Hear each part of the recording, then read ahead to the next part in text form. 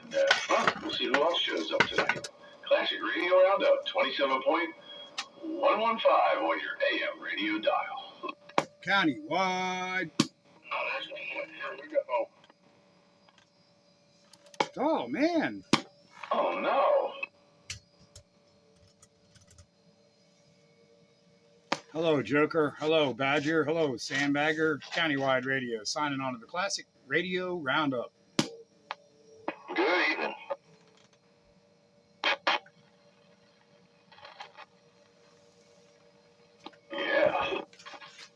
Yeah, all that. So, well, I guess you can play a rotatable antenna tonight if you want. Yeah, I could. I got a nice big fat S-meter here to look at. It's funny. I chose my big fat S-meter radio, too. Of course, so you can see the results on the receive side. And you're stronger on my vertical beam. And then on the stick. Yeah, that's crazy. You're not. You're just over a 7 now. I'm taking you switched. I did switch, and you went up. Yeah, you're just over a 7. You were an 8 on the stick. That's ridiculous.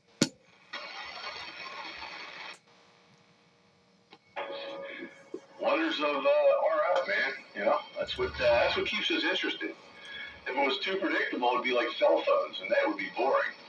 You're showing like a 6 on the stick and a 7 on the beam, but the beam has a higher noise floor. How does that go? Terms and conditions may apply? And they usually do. Oh, let me get a beat on Joker there, and I'm not even pointed at him. All right. Joker. Are you pointing at me, or are you pointing the other way? Joker. Check. I don't know if I'm right on you, but I'm definitely closer now. Yeah, you gotta be somewhere around northwest.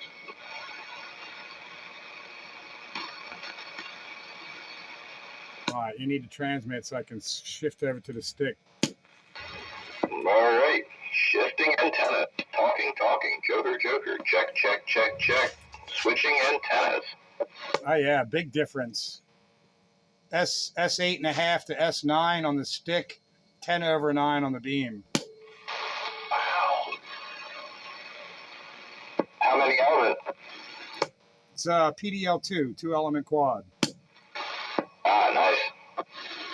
I'm surprised you're getting a better signal. You know, it's so much lower in altitude. Yeah, but it's got so much more gain. Yeah, but now you're only a 6.5 to me. Yeah, well, you're only a 6 to me, but yeah, now I've turned it.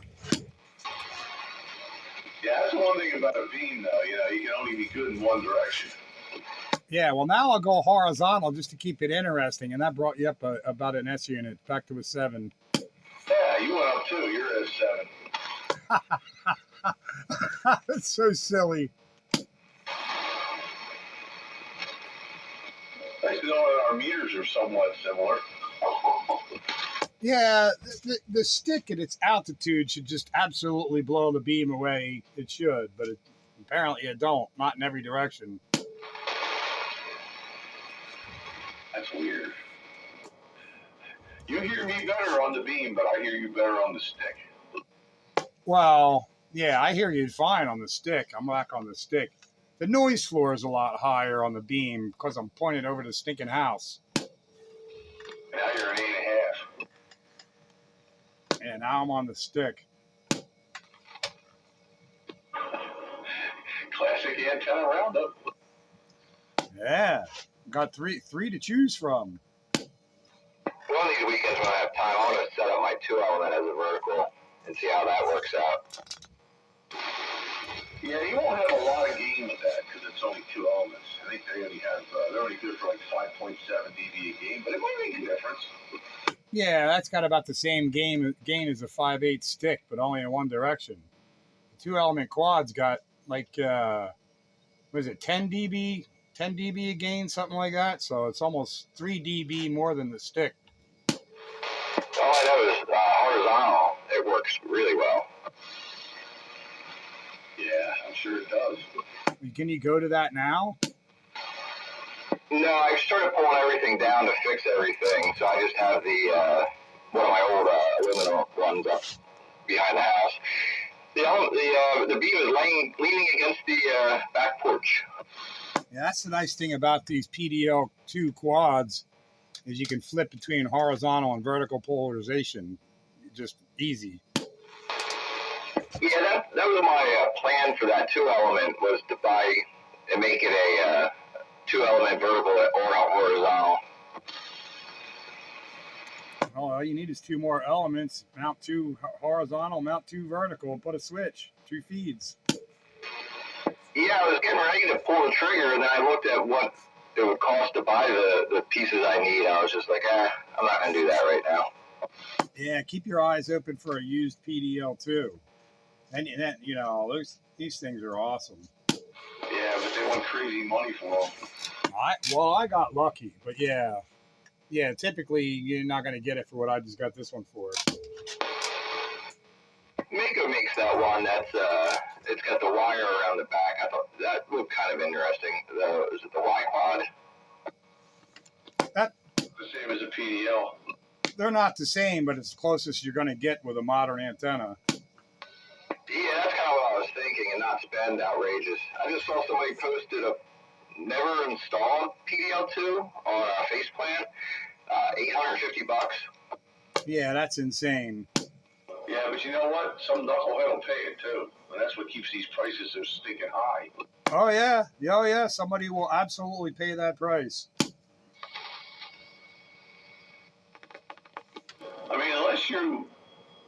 I mean, you got to be a collector or somebody who, remembers them from the day, because if you're just somebody that wants an antenna to put up, there's so many better options. Yeah, but there's not many options that match the small footprint with the high gain that the PDL2 has. Yeah, but you can put a V quad up or a Y quad, and it'll work just fine, and it won't cost you $800. Well, that's true. That is true. But I didn't spend that much. I spent $1.50. That's a good price for that's a good price. Yep. That's a really good price, especially since the thing is in really good shape. I was amazed at how good a condition it's in.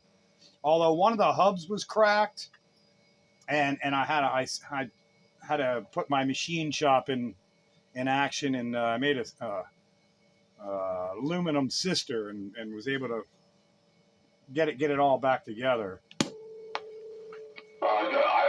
The aluminum one was cracked. Huh. I was going to say, keep an eye on the black plastic, because that's usually from UV exposure over the years. They tend to get brittle and they break. And that's when the antenna starts falling apart. Yeah, the black plastic was fine. It was the center orbital feed hub. Oh, okay. Yeah, all right. I know which one you mean. Somebody had over tightened it and cracked it. Oh yeah, brute force all the time. And you really don't need that one to be all that tight. It only needs to be snug. It's not going anywhere. It's not really supporting much of anything other than, the orbital feeder. You say something, Joker? Yeah, I think I keyed up right when P was keyed up. Yeah, I kind of have a lead on a Moonraker 4 that has been in a shed since like 83, 84. Yeah, what kind of price? Not that bad. I haven't talked to him in a bit, but I threw out a number to him, and he's like, "Oh yeah, let me see. Let me make sure it's all there yet." That's a good antenna if you can get it up and swing it. Yeah, it's got a long boom. What is that, 14 feet or something? I shouldn't have an issue if I put it behind my house on that tower. It just wouldn't be at super high. Yeah, I mean, you better have a good, well-supported tower, because there's a lot of wind load on something like that. Yeah, true. Which is what I was saying earlier. Why I pulled them both down to fix them, and I just threw this one up temporary. Yeah, that's I have that Ron's 40 tower that I need to fix. But yeah, like you said, I'd have to make a nice base for it, something really sturdy. Yeah, I got a real nice path from here to your house there, Joker, on the beam. Man, I flip over to the beam and you are slamming in here. 10-4 on my 20-foot tall or 20-foot off the ground antenna. Yeah, well, my PDL2 is only, I don't know, 26 feet off the ground, something like that. We need Blade Buster in here, and then you'll know for sure how well it's working. Well, I have to swing the antenna even further but to get to him, but yeah, that would really be a nice tell.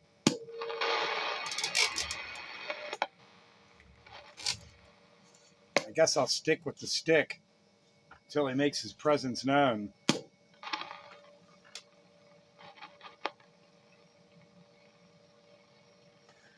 I went through here for 45 minutes, through everything from one end of this room to the other. The high gain code phaser has evaporated.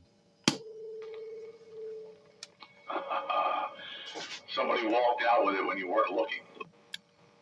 That amazes me. That just absolutely amazes me. Like, I knew I was going to hold on to that thing because I knew I would put it to use again in the future at some point. So I know it didn't go anywhere, but it's gone. This absolutely amazes me. Well, let's see. What are the most likely possibilities, okay? Number one is you put it somewhere you forgot where you put it and you don't remember doing it. Number two, somebody walked off with it that was visiting you. I hate to think of that option. Number three would be the wife decided to clean up, but she doesn't usually do that, so that's unlikely, I guess. But I guess the fourth is that a spirit or a poltergeist or Scotty beamed it off your basement floor there, and it's in the Netherlands now. Oh, well, if it's in the Netherlands, I'll just have to take a trip to Amsterdam and go retrieve it. Because actually, that's the most likely scenario is number 4, because the other 3 are a whole lot less likely. I certainly don't have many visitors, and any visitors I have here, I can't imagine them sticky fingering something out of here. So that's just an impossibility. The wife don't. The only thing she comes in here to do is turn off one of my power supplies. It's the only thing she ever does in here. Clean up, move anything around. No, none of that ever happens. So, and then I don't know. I guess the next likely is I put it somewhere else and forgot that I did. Why I would do that, I don't know. But I guess it's in the realm of possibility. So that makes choice number 4 the most likely, that aliens beamed themselves in, decided they needed it more than me, beamed themselves out with it. Have you tried looking to where you found your ladder line? Believe it or not, yes, I did. But I mean, it is a small, a very small possibility. It's out in my shed in boxes of junk out there, but why it would have went from here to there is beyond me. But I'll have to look. But that's another disaster. Could you have lent it to somebody like Wayne or or Wayne or Train or somebody like that?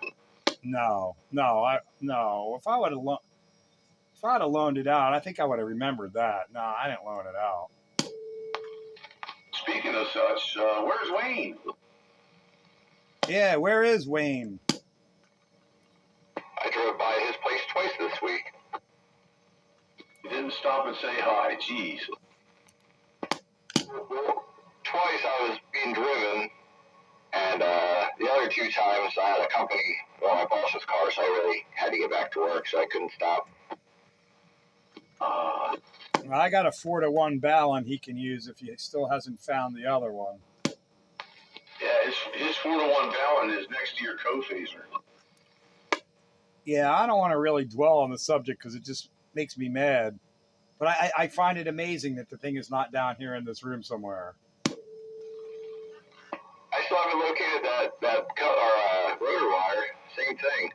I mean, there's so many things I got to organize in this house that I find myself quite a few times a week saying, I know where I just saw that, but I can't find it. Yeah, it's not like I even just saw it, but I knew. Well, I thought I knew it was down here in one of the milk crates of junk that I have down here, and I went through every milk crate with a flashlight, took things out, put them back in, and like discovered stuff that forgot about, but are unimportant at this time. I was on a mission, and it didn't turn up. Rats. So I won't get to play around with the circular polarization, dual polarization, which is kind of a bummer because I knew that was fun, but oh well. Knowing how screwy the terrain is around your house there and how it affects signals, it would be an interesting experiment to see what it does. Yeah. I do have a co-phase harness out in the garage. I was going to bring that in here and hook that up. At least I could do then dual polarity, because that might actually work out pretty well between you and I. It might. The idea of varying the phase with the co-phaser, though, that's the meal ticket right there. Oh, that circular polarity for Skipland was awesome. Yeah, I mean, yeah. It's good for burning through the clouds.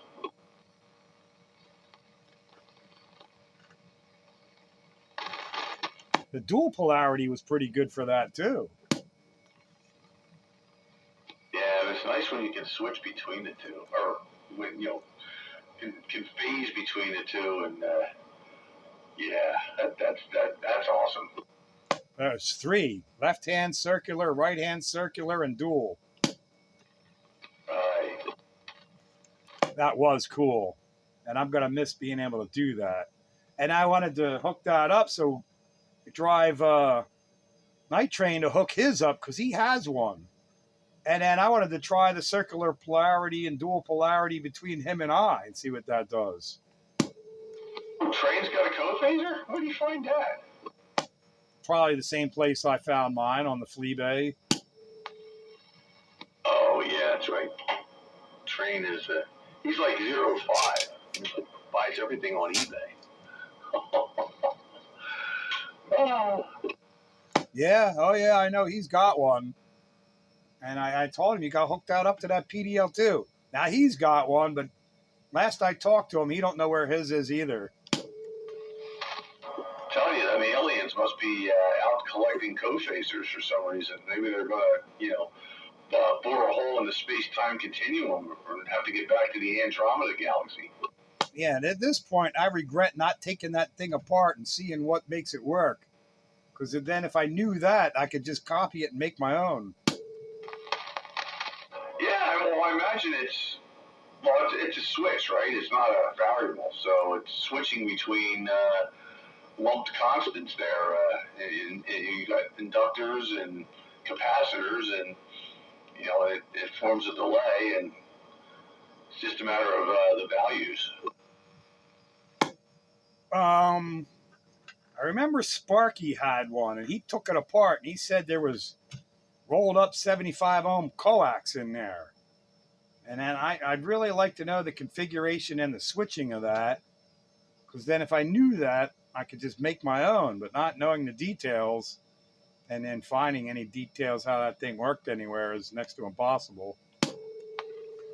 Oh, they're doing with coax. Ah, interesting. Yeah, well, yeah, you have uneven lengths of coax, and it changes the phase. Because you know how it was when you were experimenting with the Cousin Brucey eliminator. You change the length of coax between them, and it changes the phase angle. Yeah, all I was doing is putting in shorted and open stubs of different lengths, and I was only changing one of the lines, so I could skew my major lobe around. That's exactly how it does it. If you have equal lengths, then it's co-phased in phase. But if you have half the length, I guess, or whatever it is, it goes 180 degrees out of phase. I suppose I could probably rig something up, with switches and different lengths of coax, and probably do the same thing.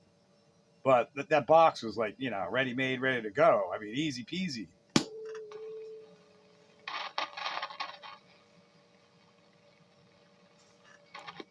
Yeah. You'll find it eventually, I think. Although, if you torn your whole, you didn't like tuck it behind a radio, or it's not like propping up something on your operating shelf, or it's some unlikely place in a rack where a power supply is now, or God only knows. I wish it was that easy. No, I threw it. I thought I either threw it on a shelf or threw it in one of them storage milk crates of all my junk here. And it was in neither of those places. But I went through here in every space from one end of the room to the other, and it is not hiding down here, which annoys me. Those things, I looked them up somewhere I saw in a catalog back in the day. They sold for $15, brand new. I paid $100 freaking for the thing on the flea bay. You wanted $300 for it? 100. Oh, back in the day. No, you're not listening. It was $15 back in the day when they were brand new. You could have one for $15. The cheapest I could get one on the flea bay was $100. Yeah, that's true of anything now. I mean, look at the ridiculous prices that are asking for Brownings and Trams and everything else. It's like, you could have had one for $700 or $800 now and try to sell for $2,000, and they're 40 years old. God only knows, it's. Oh, well, it's inflation. Yeah, but it's also depreciation. Come on now. Well, a 1970 Chevelle SS 396 you could have got for like $3,200 back in 1970. You ain't getting near one in any decent shape now for that price. No, you're not. But I bet you could find a 1970 Ford Maverick for that price. Well, the desirable stuff that people still want, it holds value. Right. That's right. I think we got a breaker. Go ahead, breaker. Well. Train signing on Classic Radio Roundup. There he is. Hello, Steve. What's going on? Oh, there's the big signal. Evening there, Train. Evening there, Doug. Good evening, that Train. Evening, Joker. I didn't know you guys were in there. Classic Radio Wednesday. Of course we're in here. I only heard two people. I was just sitting back listening. I was being a Wayne. All right. Wonder who all's in here. Oh, we haven't gotten a peep out of Wayne yet, but we've tried. Other than that, you've heard everybody. Damn, four. So evening around the band. Hey, keep an eye on that S meter. You got an S meter reading? Yeah, I do. All right, now what do you got going on that S meter? Breaker? Well, right now it's at a half of a meter, and you're on an old vintage tube radio, so I don't know what that means. Did you want to change things around a little and see what's going on? I just did, and you didn't notice any difference? No. Oh, wow. I got you from an S9 to a 15 over. Oh, it could be my meter not giving it out no more. What radio is that? Super MC11A. Is that meter not movable or is it tight or something? No, it may be tight. It goes up to 12 o'clock and stop. I don't know if it's capable of going further or not. Oh, well, on my big S meter, you made a big difference between me switching from one antennae to the other. Of course, I went down to Sandbagger. So let me ask you, are you on your PDL2? I am currently on the PDL2 vertical. All right. Yeah, boy. You like it? Of course I like it. What's not to like about it? I'd like it even more if I could find my cold phaser, but we already beat that horse to death. Yeah, you'll just have to pray and ask God to let you know where it is. We think it got abducted by aliens. Roger, one of the aliens that collect co-phasers. Hey, Pete. Hiya, Doug. You said you're looking for a co-phaser? Yeah, the high gain co-phaser. Okay, but that's nothing like the fourth position on my Dozy ASW4, where it has vertical and horizontal at the same time. No, it's not the same thing. No. Okay. I mean, that would do half of what I wanted to do, but not everything I want to do.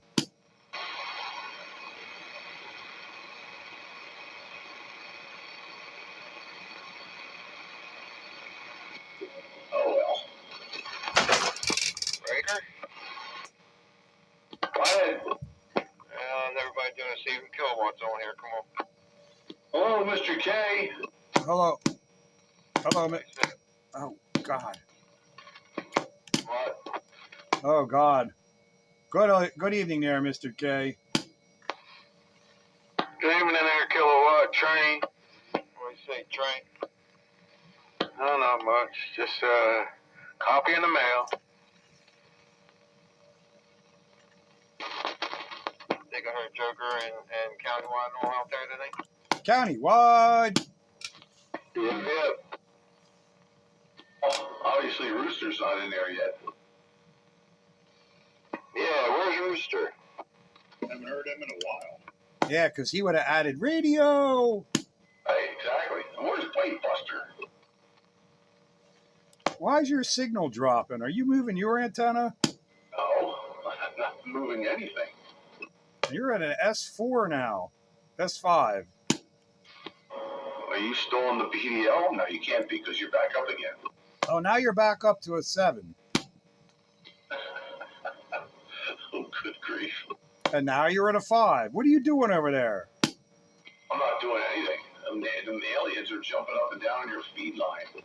I think you're pulling a Sammy and swinging your antenna around while you're up and down in your power like he used to do and say he was in Nome, Alaska. No, he's solid here.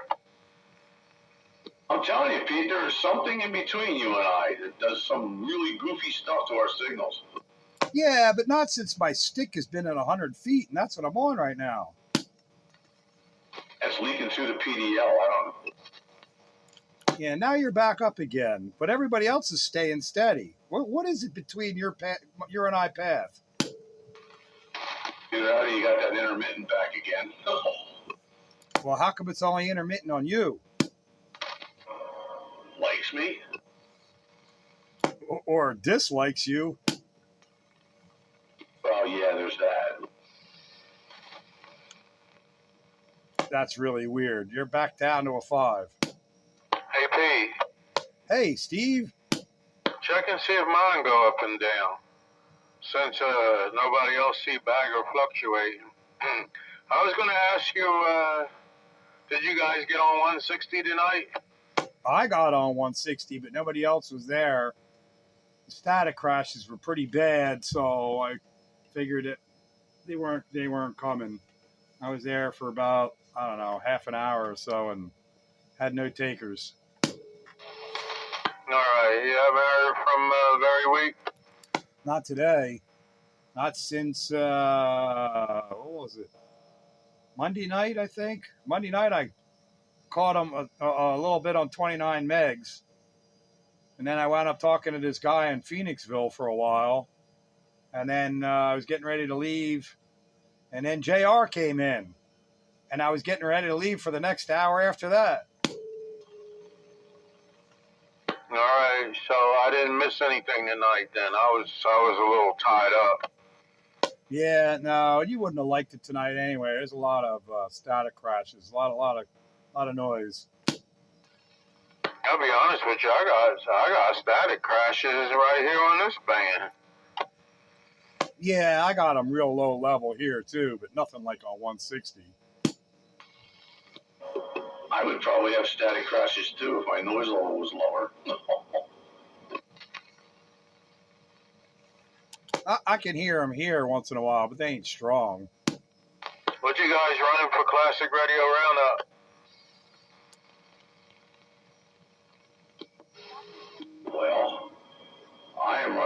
Lafayette, Telsat SSB 25. I would have thought you were going to be on your Tram Titan too. You said you had a big meter. This has a big meter. It's not as big as your Titan's meter. Yeah, I hate that Titan. That thing clunks so loud. I don't mind the clunk on my Tram Titan. Clunk's not bad, it's the pop. Don't mind the pop, don't mind the clunk. It's a nice classic radio that works well. I'm on my 427 realistic. I'm on a General Radio Telephone Super MC11A. That's a downright sexy radio there. I like that little radio. I hope nothing don't ever go wrong with it, man. Yeah, that's a downright sexy radio. Good evening, Classic Radio Roundup. So, JR. Good evening, JR. Hey, good evening to all. To all, good night. Yeah, boy, where's the rain? Should be hitting here about 9 o'clock. I just saw something on my one weather app about a severe thunderstorm in my area. Oh, well, that would explain the crashes that's on its way. Yeah, and that's why nobody was on 160 meters tonight. Yeah, well, that makes sense. I mean, even if this band is crashing, I see heavy winds outside. Yeah, the winds are real heavy. Like I said, if I see any flashes, I might call it.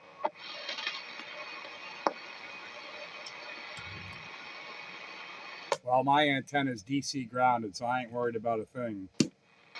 Man, Bagger, I didn't get a chance to check out the high gain to see what it do or don't do. Oh, yeah. Yeah, I've just been so busy, the thing is actually still sitting in the front seat of the truck. Well, you know, you got to put a fan on it. That's the only thing. I think you can fry eggs on it. I hear you out there. Wonder why that thing had to be so hot. Was it like that when it was new? I don't know. I didn't have it when it was new, but I would imagine so. There's nothing about it that's any different. I had something similar to that back in the 70s, and it got hot. I used to keep the cover off of it because of that. All right, well, that makes a lot of sense, yeah. The Browning, I forget the name of it. I think it's called a 180. Is extremely hot like that. Yeah, that's a similar circuit, too. I mean, that thing was so hot that I felt reluctant about running it.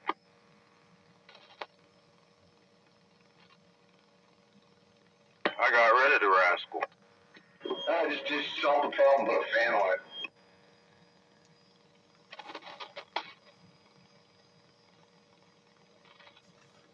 Yeah, forced cooling is your friend when it comes to amplifiers.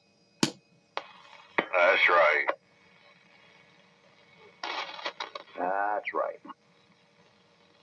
So what's going on, old JR? Not a lot. Not a lot tonight. Just trying to kicking it back there. What did I do today? Oh, I went to Leesport today. Yeah. Didn't find nothing. I got me another hacksaw handle. That was about it. There's nothing I was really interested in, but it was just one of them unlucky days. I had a nice day today. I seen one of my sons. He came past my daughter's while I was working at my daughter's place. And he dropped by on his bicycle. He was passing through. He stopped in. That was nice. It was a beautiful sunny day, gentle breeze. Couldn't complain. Finished up early. Yeah, I don't think you could ask for a better day. It was nice. Even when I got home back from all that, I spent a lot of time outside, just kind of sitting and checking out well, my wife was working on the garden, so she was doing that, you know, and I don't know. I'm not a green thumb, man. That's just not me. I don't play with dirt. It was windy today. It was warm, but it was really, really windy, like around lunchtime today and a little after. Kevin clouding up like it was going to rain, and then it never did. JR, S-meter check. All right, come on back. I wasn't even looking, but come on back. Of course you're not looking, but I know I was looking when I switched over. Yeah, boy. All right, you look like about an S6.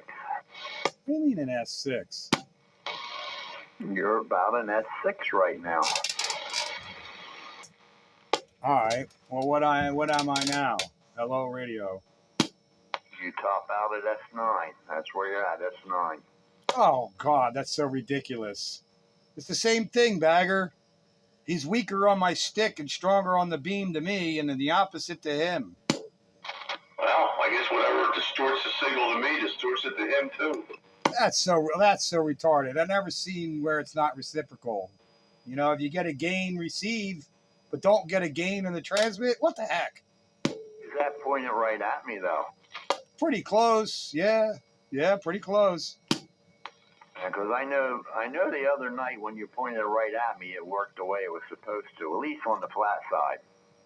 But if you were pointing down at Phoenixville, then you had that weird thing going on. All right, right now you're in S9. S9 and I'm on the stick. On the stick with an S9. Okay, well, I don't know. You're peeking out an S9. And then you're just about 10 over, like 8 dB over 9, almost 10 over 9 on the beam. Oh, wow. Yeah, I'll go with you, Dave. There's something between us all, something alien. Yeah, it's got to be because, everybody else is reciprocal, but you and I, he sees stronger signals on the beam coming in from us, but we see weaker on the beam. But that makes sense in a way because when he had lower altitude antennas, he was weaker to me. And it wasn't until he put the stick up in the tree that he overcame that. And whatever it is, when he's got lower altitude antennas, it's not it's dispersing the signal or something. You bouncing off of one of them volcano rocks. Man, that's really the weirdest thing, and it's a shame you ain't got a good S-meter there, Steve, because you're also stronger on the vertical beam than the stick, and I'd like to see if the same thing was going on your side. I have hard time wrapping my head around that it's not reciprocal. Well, let me ask you right now, Pete, which one are you on? The vertical PDL. All right, now switch to the other one. Now I'm on the stick up in the tree. 1, 2, 3. All right, well, the stick up in the tree gives me a little more, but we're looking at, 1/8 of an inch, which is probably quite a bit on a tight meter, but I know what it is. The PDL2 is obviously lower than the one that's way up in the tree. Yeah, well, that's true. But what's ridiculous is I receive you guys stronger on the PDL vertical than I do on my stick. But you don't get me stronger that way. You get me stronger on the stick. Now, the stick is way higher, and I would expect it to be, the winner all the way around. But it's not necessarily the case. Well, that means that PDL2's got a very great receive on it. Because if it's like 50 feet lower than the one all the way up in the tree and you're getting a better signal on you, it's working, driver. Yeah, it's more like 70 feet lower. Yeah, so that's a lot. That's a lot of good to be said about that because if you're receiving us better on that PDL2, it means that thing is capable of pulling in just as much or more than the antenna high up in the tree. Could you imagine if this PDL2 was at that 100-foot level, what it would be doing for me? Ah, man, I can only dream how good that would be. Yeah, I wouldn't mind having that myself.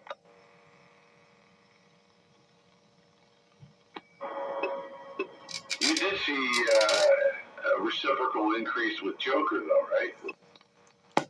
I don't know. I didn't get a signal report from his side, but I did have an increase on him also on the PDL versus the stick. But I don't know if he saw what he saw. Where you at, Joker? Looking then. Come back, Joker.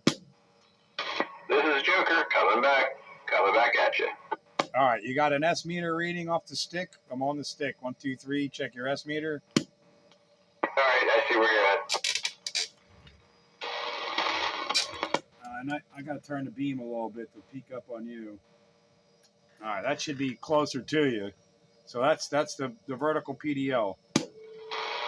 Well, this is one of the little realistic meters, and as you were turning it, it was about the same. It seemed to be about the same where it was hitting on the meter.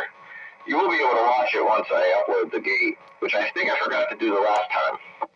All right, I peeked it up a little further, so you came up a little bit more on me, so I should have came up maybe a little bit more on you, maybe. Yeah, I mean, it's with this meter, I'm probably in the same boat with a train there. It's so hard to tell. It's not a great big meter on my end.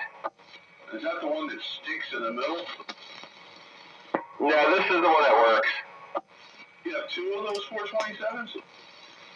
Yep. Okay, because I know one of them, the meter's like sticks and that's 3 and doesn't move. Yeah, this one seems to be working pretty good.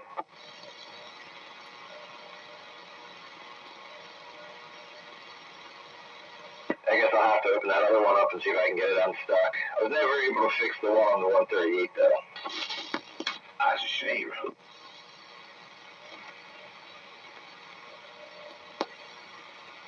Oh, man. I don't know. I just don't know. Yeah, I don't know, and I don't think I'm ever going to find out either. This is just weird. Yeah, now, Bagger, you're way stronger on the beam when I got it at you. I wish I could say the same. That's ridiculous. That really is. That does speak highly of at least the ears on this thing, that it could be that much lower than the stick, but be that much better on the receive. It's amazing. Hey, you're just a tad over a 7 now, and you're just under a 9 with the stick. Yeah, well, you're pushing the 8 on this, and you're like a 7 on the stick. It's a mystery. What can you say? It's just a big old mystery. Man, that would be a real test if I had the PDL up near 80 to 100 feet. Then there wouldn't be any contest. No, it would be the winner, hands down, no question. That would be your dream. And that's all it's going to be, is a dream. Yeah, no tower for you. Yeah, and I'm not going to do a 507 thing either. I don't want to hang it from a tree branch, because then if you want to turn it, you got to go through all kinds of nonsense to turn it. The whole idea of having a beam is being able to turn it from sitting in here. Exactly. The Armstrong rotor. Yeah, well, even if it was Armstrong, I still got to go outside to Armstrong it.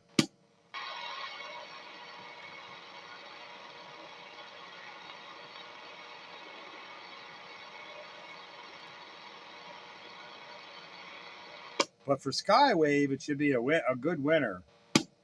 Yeah, because it's, doesn't have to be all that far off the ground to hit the sky. I mean, it's just, as long as there's nothing in the way. And they have a nice low angle of radiation on them, these quads.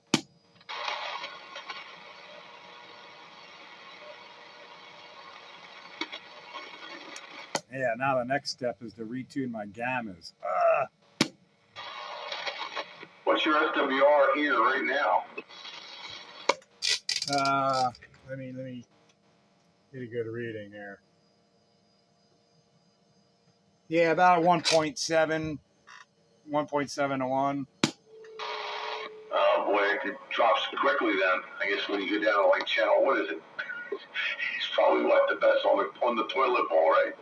No, it's the best on that 26885 FM frequency. It's like flat. Yeah, it's useless. Yeah, I ain't going there. Just need to shift it up a little bit, that's all. But it's really actually pretty good on 10 meters on the horizontal, which is a bonus. Yeah, that's kind of cool that it's got a double peak.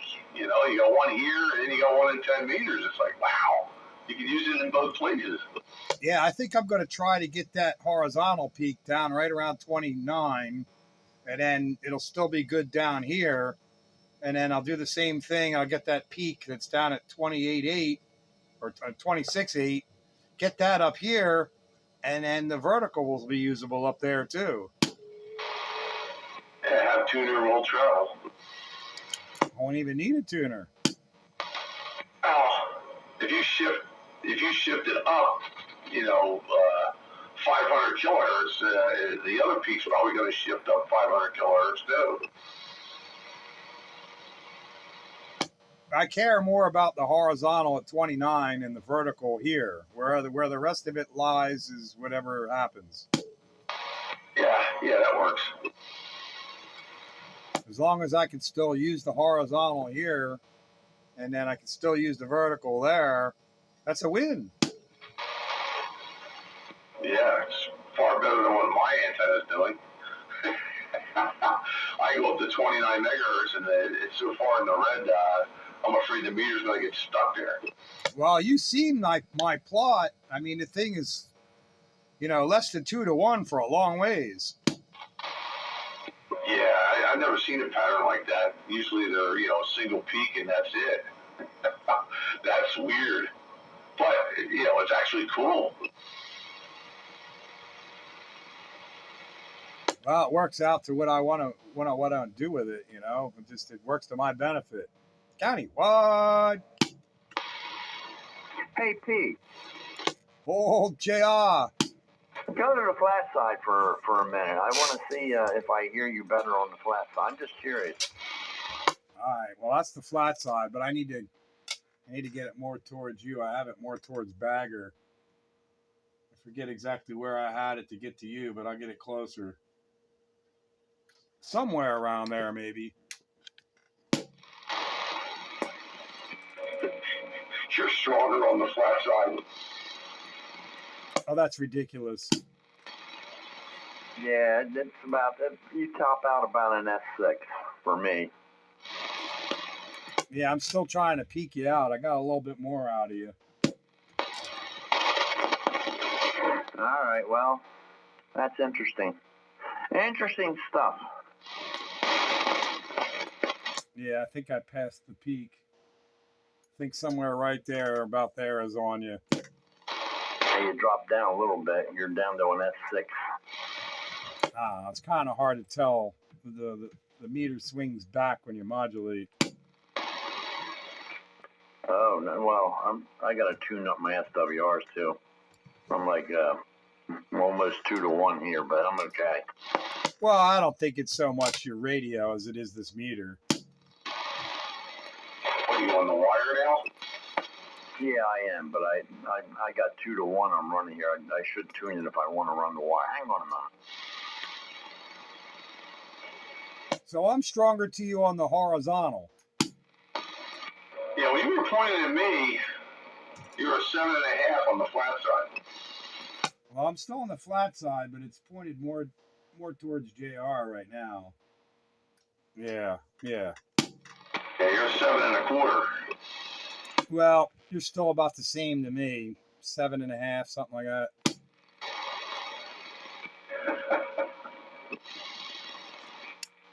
There we go. There's my wire. Now I'm 2 to 1. Come on back, Pete.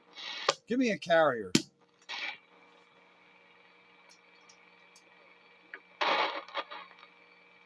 I wonder how long. Just another 10 seconds. All right, there you go. How's that? That's good. I think I peaked up on you. I got you at 10/9. I got you at S6 though. That's where you're at. That is what it is on the wire, the flat side. And what did this horizontal for me do to everybody else? so it dropped on my end. Yeah, your signal didn't drop a whole lot to me, just a little. Mine didn't change, right? No, not really. The only thing that changes your signal is me moving the antenna. Yeah, so I mean, there's something that skews. You know, when you're on the flat side, you know, you should be 20 dB down. You know, in an ideal situation, but you're not. On that thing, you're actually a little stronger than me on the flat side. I wonder if I could pull the maneuver that I ran into with JR and point the antenna down towards Phoenixville on the horizontal and get you even stronger. I never know. That was weird last night. That's a fact. That's exactly what happened, too. I'm going to try that. I'm going to spin that antenna all the way around the other side. Give me a minute. The rotor's getting a workout. Speaking about rotors, what kind of rotor are you running with it? A CDE. I don't know. The heavy duty CDE. Who makes it? CDE. All right. Yeah, I don't know them. Yeah, it's Cornell Dublier. That's what I've got. A CDE. I guess this is a CDE 44. Yeah, that's it. CDE 44. That's what I got. All right, I'm pretty much pointed all the way away from you. Oh. I'm pointed away from you, and you got stronger. Yeah, you're 7.5. Yeah, you're just about an 8. Now, you went down over on this side, Pete. Yeah, you went down a little bit, but not crazy. You're giving me absolutely nothing. I can just hear your audio. Yeah, there's old JR. Hey, JR, hang on. Let me go vertical. Hang on while you're horizontal. That was the magic. Yeah, you're right. Yeah, that's what it was. I was on vertical. Yep, try it out. Oh, that brought you up. I'm vertical now. I brought you up. Oh, yeah, that brought you up to, and that's 3 now. How about that? Weird stuff. That's crazy. 7.25. That's so crazy. Truth of it is, the beam is working. You dropped down. I mean, I lost you in the noise. You were down below a 5, and then you came back up again. So there must be lobes or something off that thing. Yeah, there's absolutely lobes, plus the terrain and reflections and everything else out of the volcano crater. But I still hear everybody pointed south-southeast on the horizontal. I'm sorry, I'm on the vertical now.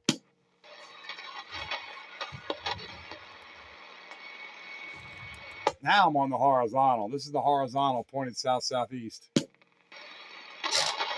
Yeah, you're 7.5 on my end now. So ridiculous. Wow, that's interesting. Fun with RF. And then I'll go back to the stick while I bring the house back around the other way. That's an 8.5. Yeah, the stick is so much quieter. I don't have any influence from the house. I got influence from the house and the beam. I can hear extra noise. That's no fun. What's your SWRs with that beam down on this frequency?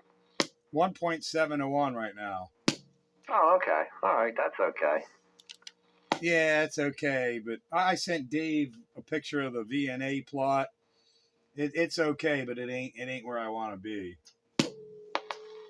Oh, no, you can fine tune. I got you. But I think up on 29 it was what 2 to 1, right? So you dropped down a little bit down here. No, on the horizontal up there it was like the same thing, like a 1.7 to 1. Ah, interesting. 2 different gamma matches. Yeah, that's so true, I suppose. But anyway, hey, at least it's working for you. Yeah, oh yeah, at least it's working. If it wasn't working, I'd be trying to do something about it. So it's less important that I get up there and straighten them gamma matches out right now because it works.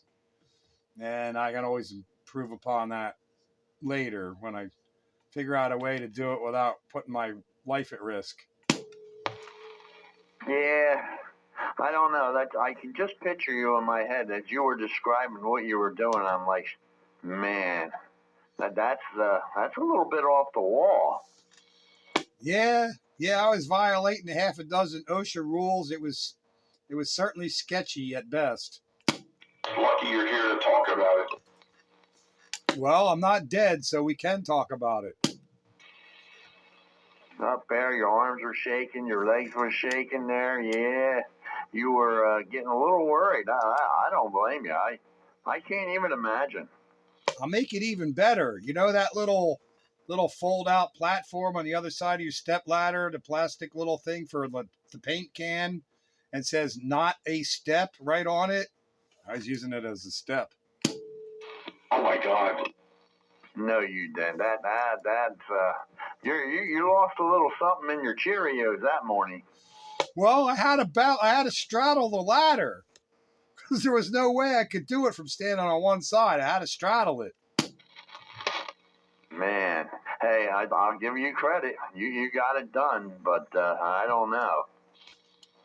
I don't think I'll be doing that again. I got away with it once. I don't think God will allow me to get away with that a second time. I wouldn't try it. Hey, Train, we can always get that girl to go up there. Yeah, she'll put it up there for you. You won't have to worry. I need one of them step ladders. Like I got one at work. I need one of them with the steps on both sides. That's what I need. And one like maybe 3 feet taller, and it would be perfect. I could have loaned you one, Pete. I really could have, man. I got one that you can stand on both sides, and it does extend. It's a heavy little bugger, but it would have done what you needed. Oh, you do have one? Can I borrow that? Because that would solve my issues, and then I would feel a whole lot better about getting up there and straightening out my gamma matches. You got one of them like A-frame things with the ladder that extends up the center? Oh, first I need to know how high you need to go before I run my mouth. How high are we talking? How high is the one that you have?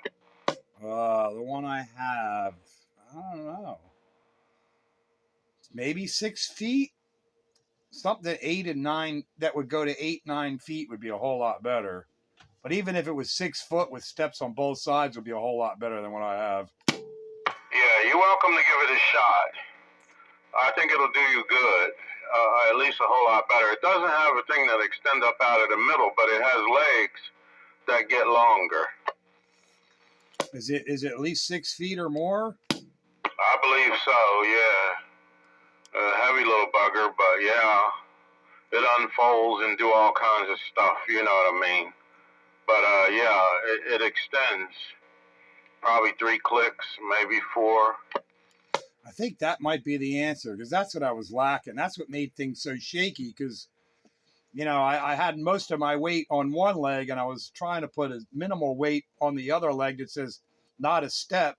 So I was trying not to put weight on that side, just use it as balance, you know, and I was right on the hairy edge of things. And one I could step on both sides firmly would work a whole lot better. And something at least 2 feet taller would make it easy. Yeah, I think it might would help you. All you gotta do is let me know when you want it, and I can put it outside. You know, out in the open where you can just roll by and pick it up.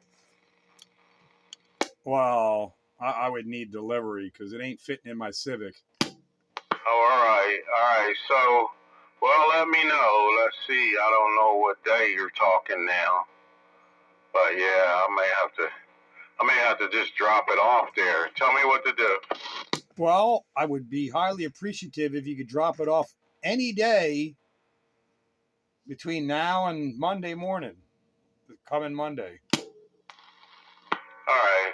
I'll see what I can do. 10-4. If you could do that, that would be fantastic, and I'd be forever in your debt. I could adjust my gammas where I want them. No, you won't be in my debt. No biggie, man. You're the one that got me started over here in Studio B. Well, there is that, and that was all like semi-selfish reasons anyway. I wanted to get you on the air in more places that I know you would enjoy once you got there. Well, I'm enjoying it, man. I was on 40 meters having myself a little ball. I figured you would because you got that gift of gab, and I knew what I just had to get you rolling on the ball. So I'm glad that worked out. Makes me feel good. Did my part to help amateur radio survive. Well, I met some nice people out there as opposed to before. So it was a total different experience. Yeah, I ran into lids through my experience, but I ain't letting them stop me for having my fun. I'm like, all right, well, there's lids out here, and you just got to take it. They're out there, and then you just got to find the good people because they are out there. Lids, kids, and space cadets. If I'd have given up when I first ran into my first set of lids, I'd have never met 507.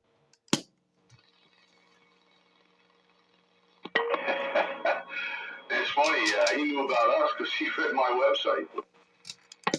About us for a long time, man. He's probably listening now. He knew of you before I met him on 10 meters. And then somehow it came around that I knew you, and he was like, and then your website came up. I'm like, yeah, I know what that is. I know what that's all about. But I first met him on 10 meter AM on Backscatter when he lived in Jersey. Oh, yes. Whose website, Pete? Sandbaggers. Yeah, all his CB stories and classic radio reviews and stuff. I used to read some of Bagger's stuff before I knew it was him. Bagger has a way of telling a story that makes it worthwhile reading. Yeah. That's why I made those. So they'd be preserved even after I'm gone. Yeah, and even motivated me to do some classic radio reviews. I should do some more of them from the ones that I have now that haven't made it there. And then you edit them well. You take what I wrote and make it more readable. Yeah, I should do. I keep saying I want to do more work on the website. I haven't really done much with it lately. I've been trying to keep up with broken links and things like that, but I haven't really gotten creative. I think my mind is slipping. I'm not as creative as I used to be. Yeah, I'm a whole lot of things that I didn't used to be. I'm just trying to hang on to life. Yeah, ain't we all? Yep, I'll third that motion. That miracle elixir today there, JR. We'll see how that works. Hey, I wish you luck with it. I really do. It seems to do it for a couple people I know, and besides myself, so nothing to lose. But it's an early riser, though. All depends how much cayenne pepper. You put too much into it, and it will wake you up. It'll make your eyes bulge out. Yeah, I was doing some research on the internet, and evidently the cayenne pepper has a lot of good properties to it, and so does the ginger root. So the combination of the two, the lemon not so. Lemon's basically there for maybe a little vitamin C or something, but the other two are the main things. And I might have put a tad too much in there. It's definitely got a little kick to it. But how long did you start taking it before you noticed any improvement? 2 weeks, David. 2 weeks. You'll start feeling a little bit of improvement there, and 2 more weeks there, you're going to feel a lot more improvement. And probably just about 2 months before I was back to 100%. What is this elixir fix, and what is it? Something you can't mix with your drink. Root, lemon juice, and cayenne pepper powder. And it's supposed to be like an antioxidant, it's an anti-inflammatory. It also supposedly lowers blood pressure. It will also has a positive effect on blood sugar too. So there's a bunch of things that it seems to help. What was this mixture? Or I missed the beginning. You doubled with Jim a little bit. I didn't catch the ingredients or the amounts. Lemon juice, cayenne pepper, a little bit of cayenne pepper powder, and ginger root. Jim sent me the actual formula, but if you look on the internet, there's a whole bunch of different ways of making it. You can actually steep it as a tea, and flavor it with honey, and there's all kinds of ways of taking it. It seems to have a whole lot of positive effects. So I'm anxious to see if it really works. All right, I'm gonna have to look into this. I just came back into the room. What are you talking about taking? It's a combination of ginger root, cayenne pepper powder, and lemon juice. Okay, if you're gonna do that, you gotta add a little bit of pepper. Pepper helps the cayenne. Pepper to help the cayenne pepper. Yeah, I think I got that right. Because I haven't done it before I left for vacation. But I was doing lemon juice, cayenne pepper, ginger, and then a little bit of black pepper. Because I think you need the black pepper as like a binder for it. I think that's kind of how it works. It helps it metabolize, or helps your body use it. I hadn't seen that, but so you've been taking it. Does it help you? I think so. I mean, I'm feeling much better again than I had been for a little bit. I went through a little bit of a lull, but I had stopped taking like all my vitamins. I kind of fell off the horse of my regimen. But I guess I noticed a little bit. Well, we'll see what happens. See if my knees feel better, my back feels better, and maybe my blood sugar will come down a little bit. Yeah, that'd be real nice. The apple pectin powder that I take 1,400 milligrams in the day and 14 at night. That seemed to help my inflammation and stuff a lot. What's that stuff called? Apple, Apple APPLE, pectin, PECTIN powder. Apple pectin powder. Okay. Yeah, there's this one guy that I listened to did a whole show about. I think he did a whole show about it. But it's pretty interesting what it helps do. It helps flush you out, but keep your gut running right too.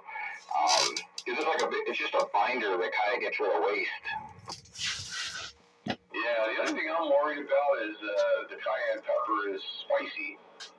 And spicy food tends to make my digestion go a little hokey.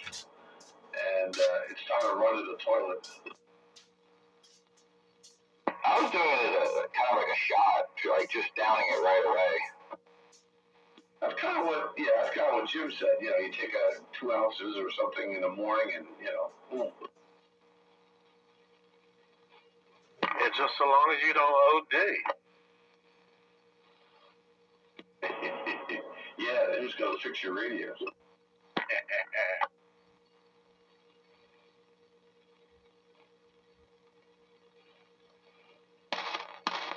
I like this little Super MC11. That's a nice radio. How did they get all of that in that little box? Yeah, there's a big fat resistor in there that if you jump it out, it'll put out like 30 watts or something. Yeah, I wouldn't want to overdo it. I would quit while I'm ahead. I'm just saying it's got a nice receiver and it's got nice transmit. How did they get all of that in such a small box? I didn't realize it was that small. Well, it's not as big as like a Lafayette, Panasonic chassis. Yeah, I've seen pictures of them, but I guess, the scale of the size isn't apparent in the pictures. So I always assumed it was about the size of a Tram Titan, or, well, maybe a little smaller than that, but not by much. No, I'll give you an idea.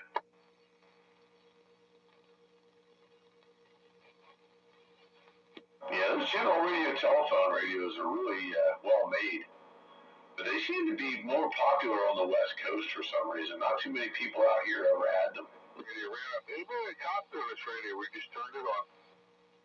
Hey, hello there. Hello. That you, Red Baron? Hey, how you been, my friend? Hey, Night Train, you got a copy? Well, certainly I do. Sounding good up here, man. How's everything? Good. How's you and the family? How you doing?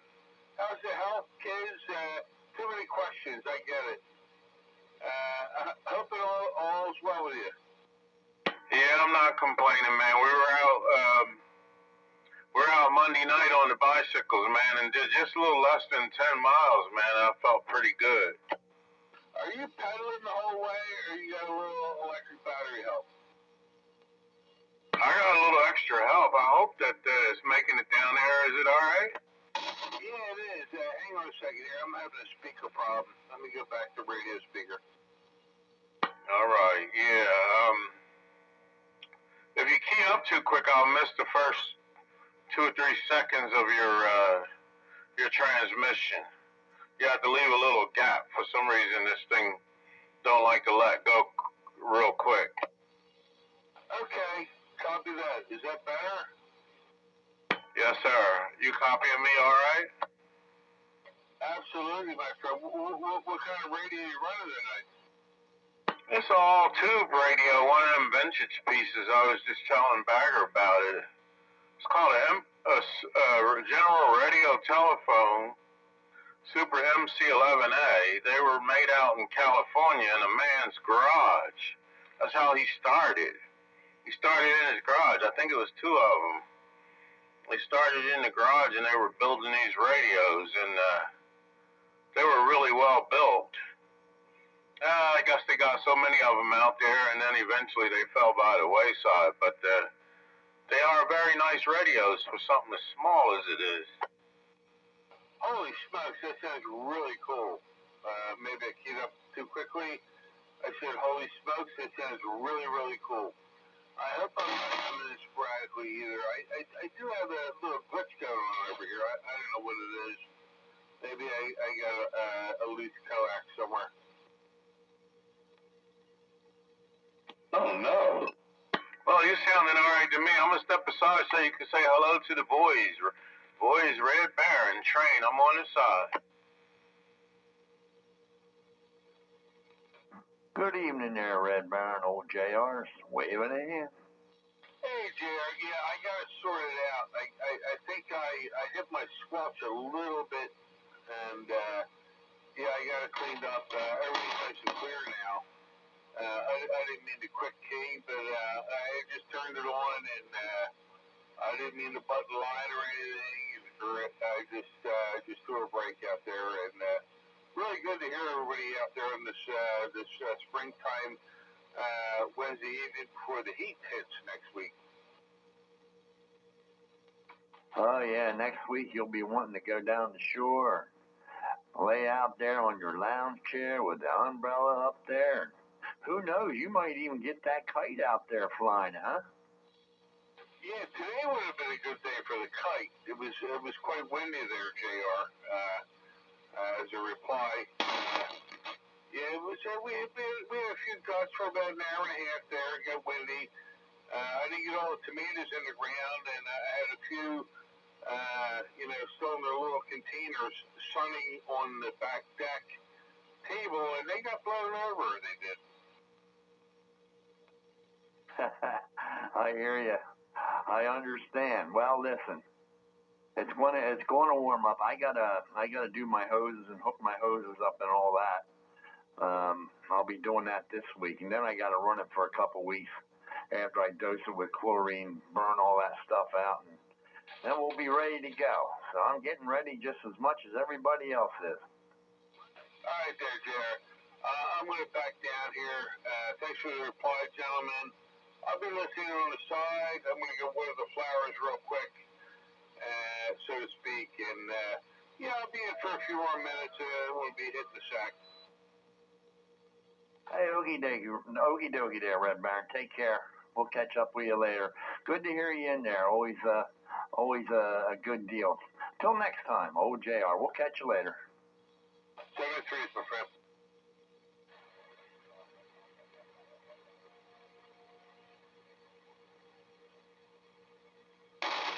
Yeah, buddy. Bagger, I sent you a picture of that MC11A with a Palomar meter on top of it to give you an idea of the width. And then the tram is underneath at the bottom to give you an idea how small that thing is compared to, I don't just get it. How did they cram all of that in one radio? I don't know, especially with tubes. Well, I know that one tube is equal to 5 tubes. There's one of them in there that's equal to 5 tubes. I think it's called a pentode.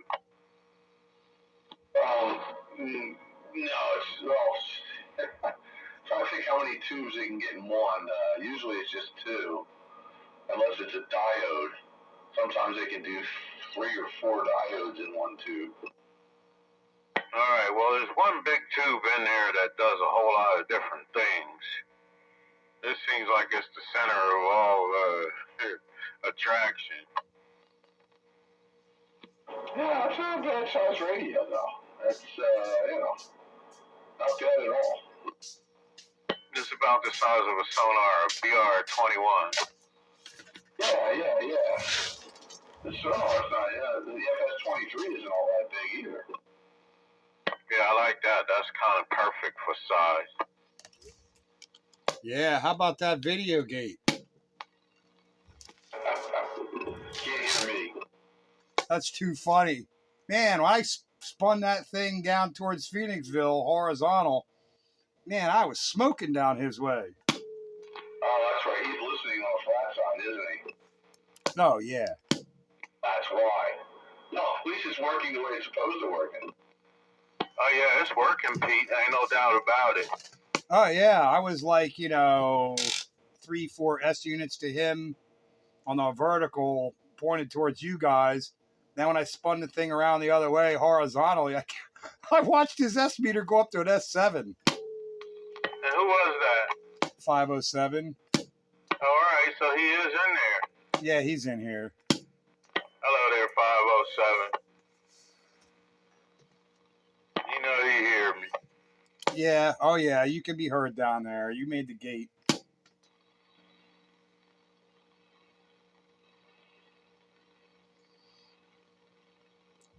Yeah, my horizontal PDL2 down his way works really well. I think it's better than the TA33.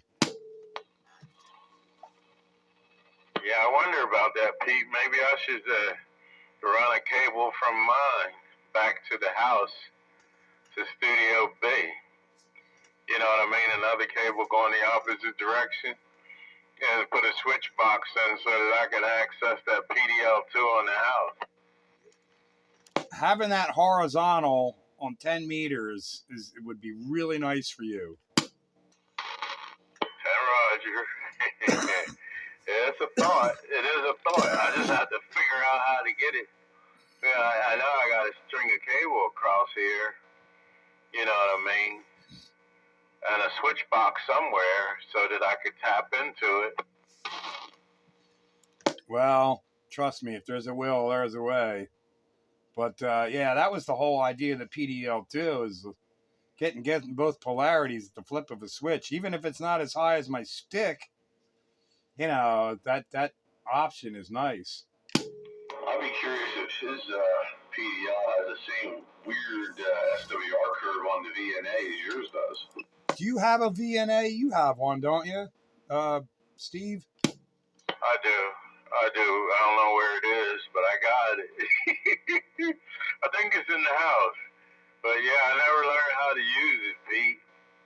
I got the same one Stefan had, but he bought his over the day that we set my PDL2 up. JR was the supervisor. I was ground crew, and James and Stefan was everywhere.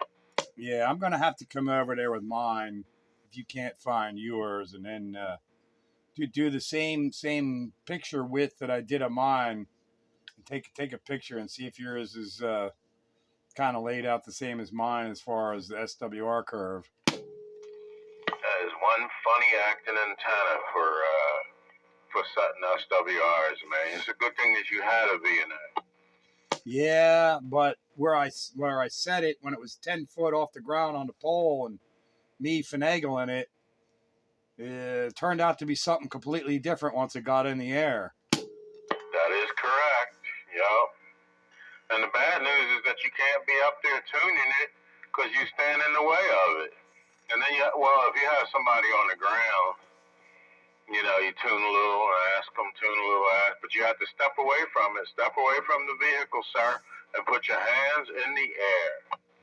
Yeah, I know. Well, that's why I need your step ladder, because I got to retune mine. I gotta sweeten that tuning up from where it is. Yeah, tiny little increments, Pete. Well, the VNA tells the story. And I had a pretty good story on the ground, figuring it was going to change in the air, but I didn't think it was going to change as much as it did. Did you have that weird double peak when it was on the ground?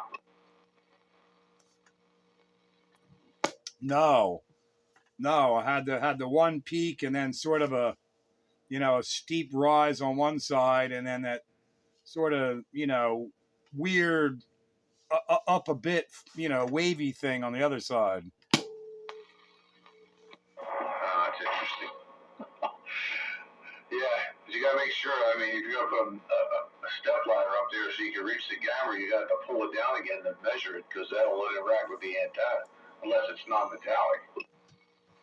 Well, my step ladder's fiberglass. I don't know what Steve's is. It's aluminum, man. You got to watch them. They make things act funny. Yeah. Well, I'll just have to play the game. That's all. It's going to take a little bit of time, but like the way that I, am able to tune it, I got to do something other than what I was doing, because I put both myself and the antenna at risk, and I don't want to do that again. So nobody was over there with you, Pete? No, Not that they really could have helped anyway, not in that particular portion. Yeah, I'm not that crazy. You could have threw stuff at me. I would have caught it. Yeah, well, you would have caught me falling off the roof then? You would have caught me? No, not if you're not wearing your parachute. I mean, as I'm falling off the roof, break my fall. I'll let your wife know. Pull back, I'll catch you. Well, I mean, even if it was somebody to call 911, if I was incapable to do so, would have been helpful. I got your back. That's why I'm in no real hurry to do anything. I was going to look into renting a high reach, and I still may even just do that. It may not be a bad idea and all, but did you happen to get a price on that? No, not yet. Not yet. I got other things going on before I can get to that. I was just kind of curious about that. If Stefan was in here, he'd tell me, because he did rent one, I believe. Yeah, Sandbagger said he was looking into it when he wanted to work on his, and he was talking about $300 a day or something. That probably sounds about right. Yeah, I couldn't tell you. I have no recollection on all that, but yeah. But it'd be safer. There's hands down, You wouldn't have to worry. As a public service announcement, the rain has arrived. Certainly be cheaper than a trip to the emergency room. Oh, good. I'm going to go out and sing in the rain. I'll be back. Yeah, it's starting to rain. It's coming through. It'll probably be another half hour before it gets to Pete, though, but, Yeah, I was outside 10 minutes ago, and it wasn't raining yet, but it smelled like rain, and the wind was kicking up. Hey, JR, you like that video gate then? Boy, when I swung that antenna down towards his way, man, I was the king of the hill. Yeah, I heard you down there. I was checking it out there. Boy, I'm surprised he has that much noise down yonder. I'm surprised you couldn't hear me at all.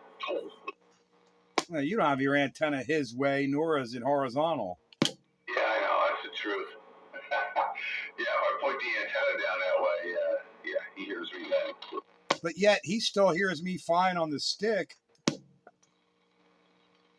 But the stick radiates well. The stick ain't got nothing in its way.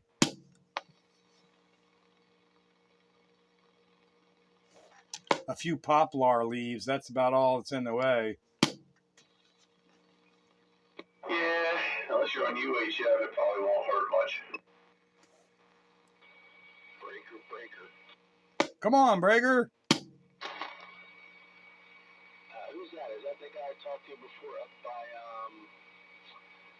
what's the name of that town up there? I can't remember. I don't know if you talked to me before or not, because I don't know who you are. You got to help my memory a little bit. I'm an old guy. But you got the Spitfire here around Sanatoga, east of Pottstown. Yeah, talked to a guy up there, not Boyertown, but up around, what's the name of that place? I can't sort of tip my tongue.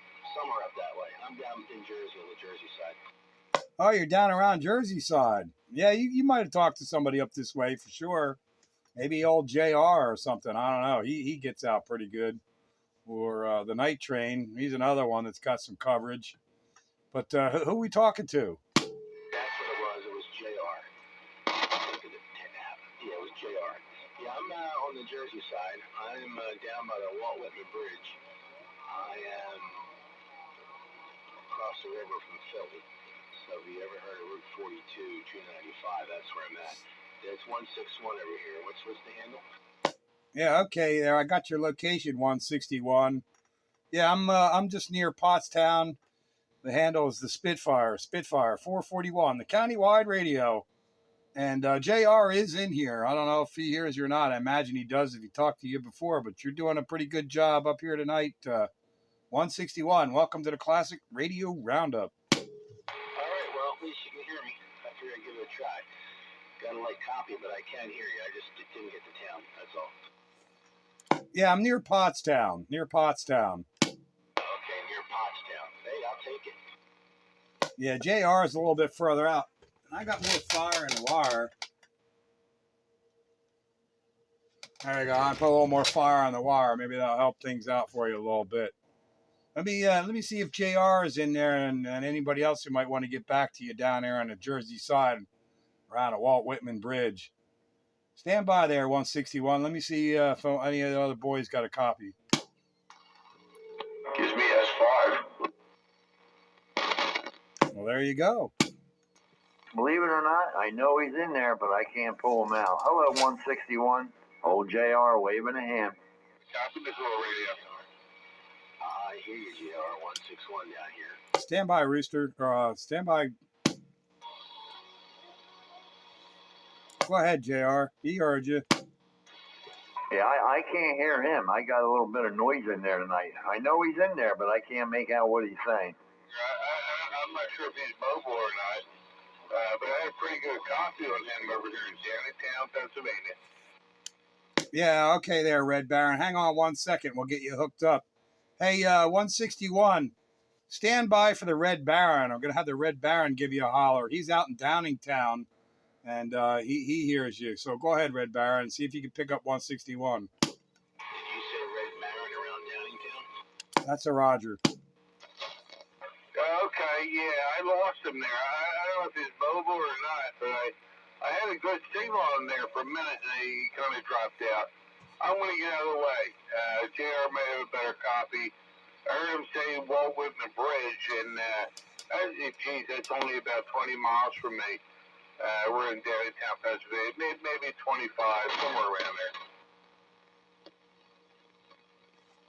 Well, let me have a shot at him. Hello there, 161, Night Train in the Keystone. Hey, 161, Night Train, Pottstown. Okie dokie, Night Train coming down here. I like the train. 161, you call me Hammer down here, just outside of 10 Roger there, Hammer. Got a real good copy on you, man, up here in Pottstown. I think we may have talked before there, 10-4.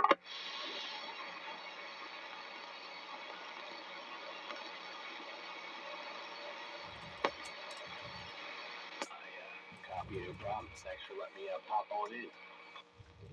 No, it's a pleasure. It's always nice to do like a little long distance ground shot.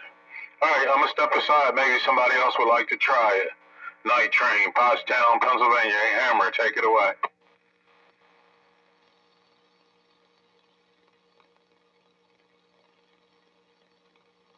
Channel's clear.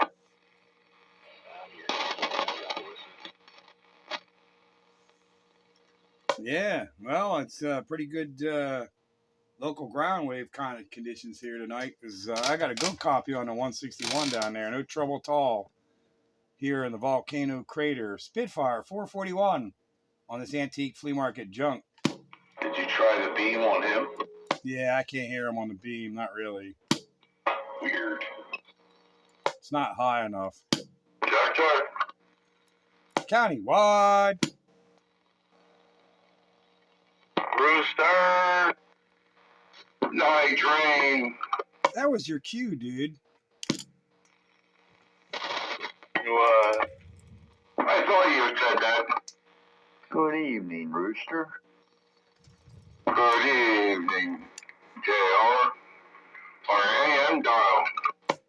Countywide. Radio. There you go. But, where's Wayne? That's a good question. That is a good question. Where's Wayne? Oh, better. Howdy.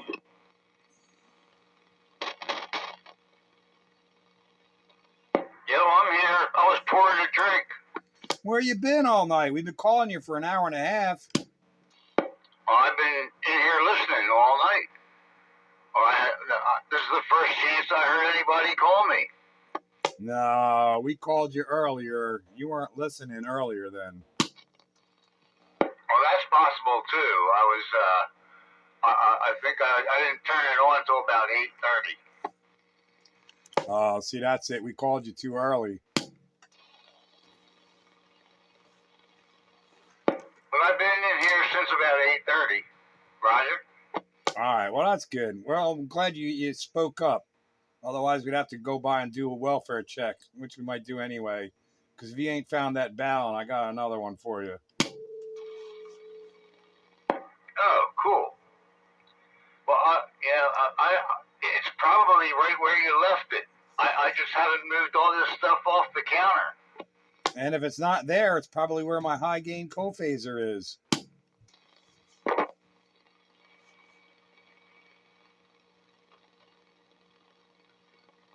Well, it's got to be here if you said you didn't take it, you know? It's yours. If you took it, that's no problem. It's yours. But I'd like to use it. Yeah, well, rest assured, I didn't take it because I don't need it. Roger.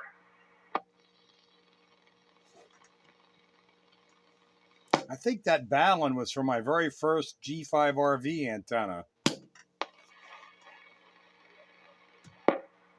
Also, I got the wind blew and blew my ladder line around the ballon on my 11-meter antenna. I haven't been able to get it off yet.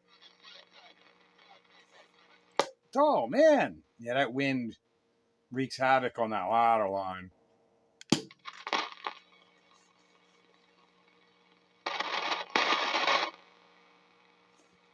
The CBS. Crappy brown stuff. Out there, yeah, but no lightning. Not yet, anyway.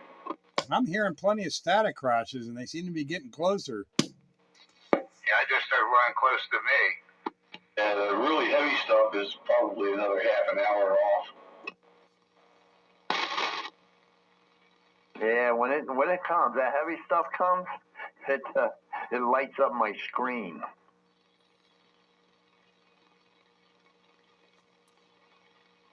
What do you got, one of them waterfalls?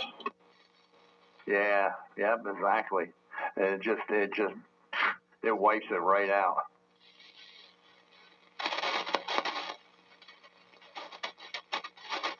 Are you catching lightning strikes now that's hitting your waterfall? Just short burst, yeah.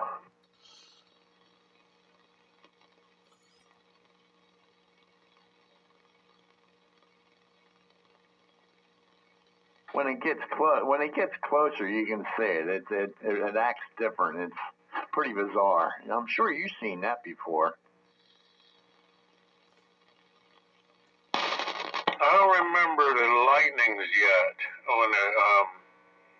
on the screen. Maybe I was Stefan then. I know he was in there the one night that when that tornado supposedly touched down behind him. Oh, I was in there that night when that tornado touched down. Oh no. Well, your screen lit up too. I heard a big boom. I thought that a tree limb was going to come down and get in my through my roof. Well, luckily nothing like that occurred. But yeah. What Stefan said, he saw one did blow through his yard there or something. The tree, he was saying. When did this happen? Oh wow. Oh man, Night Train. How long ago was that? That was about a month ago. Oh, is that the one that came through here and blew my tree into my power lines, took my power out? Actually, Pete, that was the one. You guys were in there too, but we all kind of shut down at the same time. See, we signed out. It might have even been a Wednesday night, you know, because we were all in there, and all of a sudden, boom, boom, we're getting out of here. See you later, bye. Yep, that was that night. Because as I was shutting down, that's when the tree blew over and took out my power. Right as I was shutting down, my power went out. Wasn't that a Monday? Or I mean a Sunday? I think it was either a Sunday or a Monday. Yeah, Sunday the storms came through, and I'd shut down and pulled my stuff down. I guess, yeah, because Monday was the actual full storm. I think it was Sunday night. Sunday night it came through. And then it started getting really bad here, and everybody, like, it was Steve, Jim, and myself. Weren't we on 29 megs, maybe? And things started getting wonky, and my lights flashed, and you guys were like, I'm out of here. I'm like, all right, everybody's out of here. I think I'm going to get out of here, too. And as I was flipping switches, the power went out. Yeah, boy. I do recall. Yeah, it must have been the case because I don't think I was in there that night. Yeah, we were just in there that night, kind of, talking around. Jim and Stefan, Pete, myself, and then all of a sudden, boom!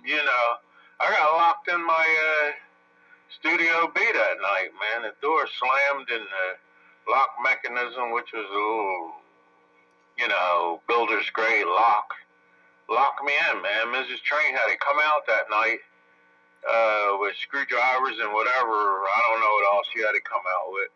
But she had to come out and work the other side in case when I take the doorknob off it fall and I really be in jail. You should have seen the look on her face.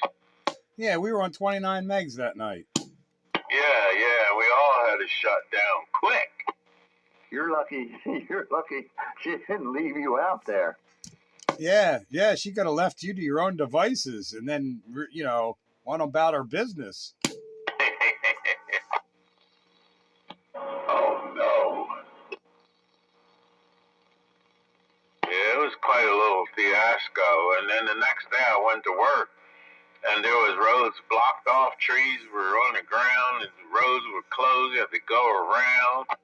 Yeah, I had my power go out on the street, and there was a tree next door that was leaning. I'm like, oh, that thing is going to go over. And that morning, the tree went over the rest of the way and took out my power feed from the street to my house. And the top of the tree went across my driveway. But it was a Monday, so I didn't have to work. So I had to get the chainsaw out and clear the driveway so the wife could get in when she came home from work. But then my lines were down, the power was out, and I had to put in an extra call and say, But when y'all turn the power back on, there's going to be live wires on the ground at my property. So they sent people over to keep people away from my wires on the ground. And then once they restored the neighborhood power, they were right on my power and got it strung back up. How many hours were you down?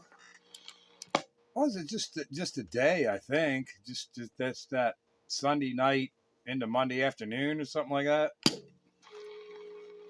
Ah, whole day, huh? Well, I think the longest I was down was 4 days. That was back in 98, I think it was. 1998. Oh, my longest outage was 10 days when that Hurricane Sandy came through and ripped everything to pieces. I was out here at the house for 10 days. Holy moly. 10 days. How'd you get through that? Wood stove, taking showers at work. Sandy was in September, so it wasn't cold yet. It was cold enough that I had to light the wood stove up. It was down in, the 40s and 50s. Yeah. For some reason, I thought that was in March, though, or something like that. I don't remember exactly when it was, but it sheared the lights right off my pillars at the end of the driveway. Ready to chow. Hello, 123. Howdy, Classic Radio Roundup 123. I got you, 123. I opened the door up for you. Hope all's well. Welcome to the Classic Radio Roundup.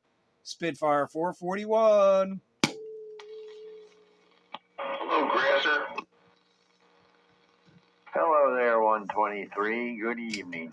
Hello, Paul. Ooh, now it's pouring. Yeah, don't go away too quickly. I got to swing the beam around.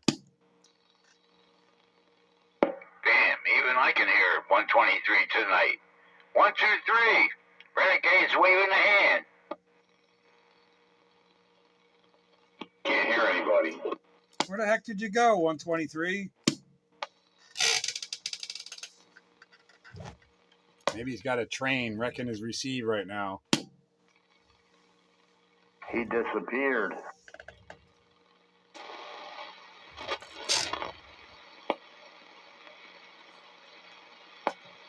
How about it, 123? Where'd you go? You may be having technical difficulty. Yeah, he's further east, though. The storm hasn't gotten to him yet. Yeah, that's a shame. That's right. That's coming out of the west, right? Yeah. Well, I hope it gives me enough rain to water everything that I need water. You know, if it's going to rain, then let me have water. Yeah, that's what I'm hoping, too. So we got some plants outside and grass seed. Oh, there's a lightning flash. Woo-hoo. Uh-oh. It might be on. Yeah, here comes the line.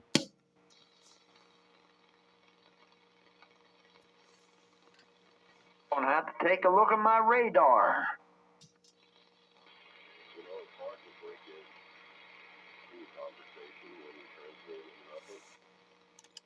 There's 507.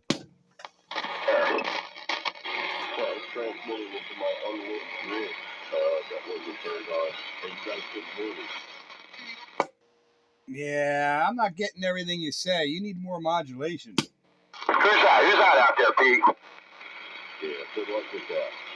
I don't think my father was going off the way. That's better right there. All right.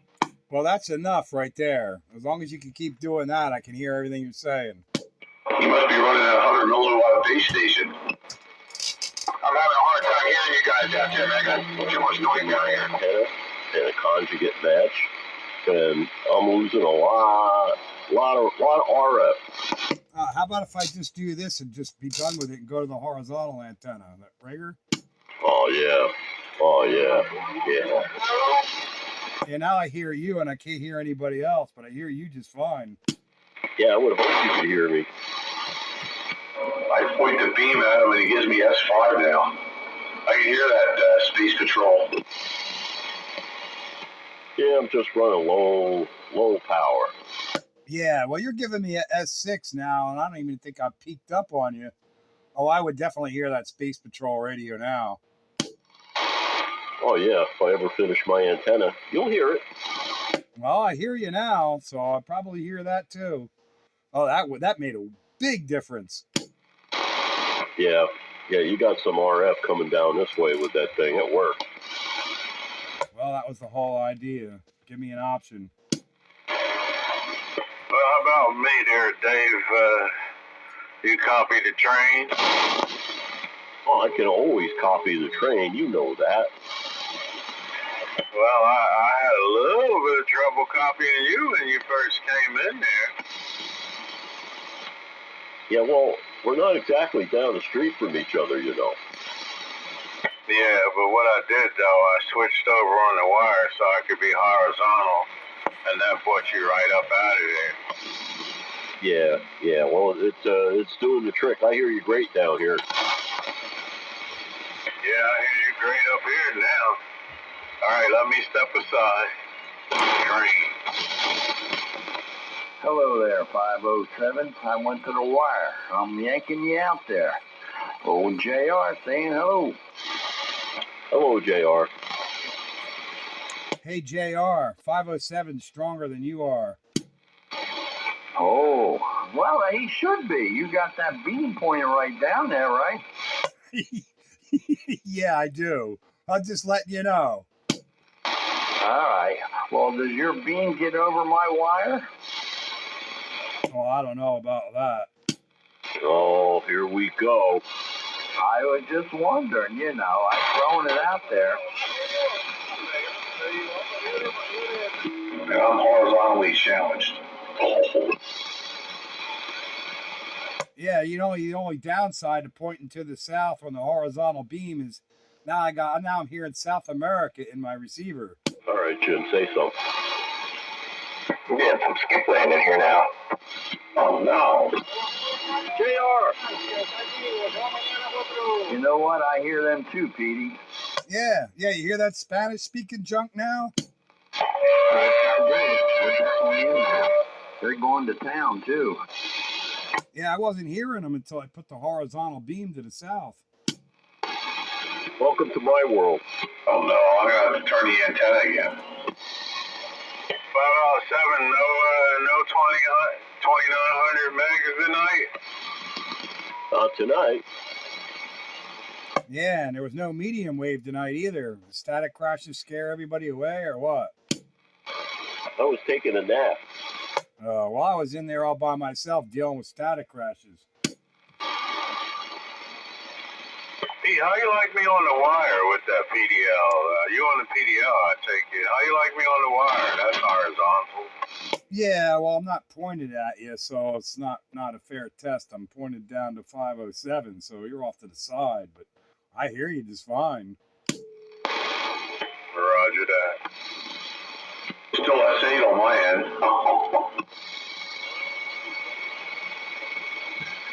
That's interesting, Bagger. That wire doesn't hinder us.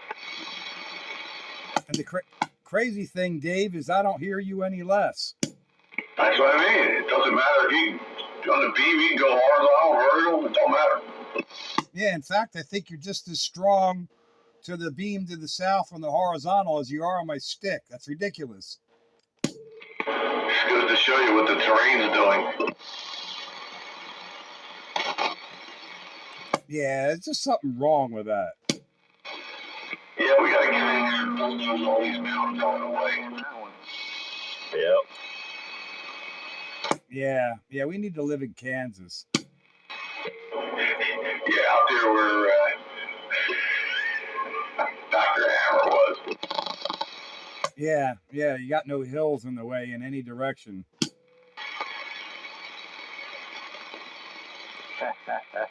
Yeah, good deal.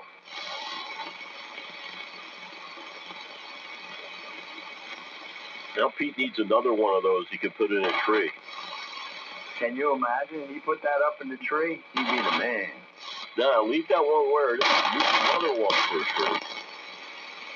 Well, if you find another one for the same price, let me know. You ought to be able to build one from parts, Pete. You're handy. Yeah, but you got to come up with the parts. If I had the parts, yeah, I could probably do it. You're right, though. You know, having to move it around is a real pain. But for me, it's different because I can aim at Europe and you guys, and I'm aimed the same way. Yeah. Well, you have that where you don't have to turn it much, if at all. Here, I gotta be swinging it this way for this guy, and swing it that way for another guy. Welcome to my world. Yep. You only have to go from north to south on the eastern side, so you only got to deal with 180 degrees. Well, it depends. If I want to hear Gumby real well, I got to go to the west. And Green Dog's northwest. You know, so there are 2 people to the other side. But yeah, I mean, it's not like it was 10 years ago. Yeah, when we first started Classic Radio Roundup, we could get away with you pointing east and me pointing west, and we got everybody. Yeah. Reports for what? Well, Pete, at least we know the terrain. Hey, Rooster. Good. Hey, Bull. What'd you say there? Was something this good? What? The